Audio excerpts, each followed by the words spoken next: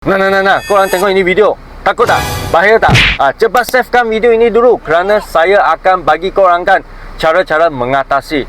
Kalau korang nampak depan punya kenderaan tak kira apa kenderaan, lori lah, keluar asap hitam lah, atau depan punya lori kan dia bawa chemical punya, dia ada letup lah atau dia ada leaking kan, itu gas, racun semua keluar kan.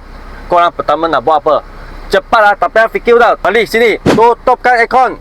Apa-apa pun tak perlu buat, hanya mau tutup aircon dulu kerana kamu nak blockkan itu udara dekat luar masuk dalam kereta. Kalau bukan nanti you kena racun tau. Ini ada tekan inilah. Udara luar takkan masuk mas. Selamat sikit.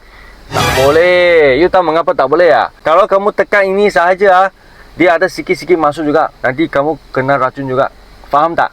Paling selamatlah you terus tutup. Blockkan. Jangan bagi dia ada itu udara dekat luar, ada itu percentage yang masuk dalam kereta kamu. Faham? Oh, okey, faham. So jangan lupa follow saya, like dengan share.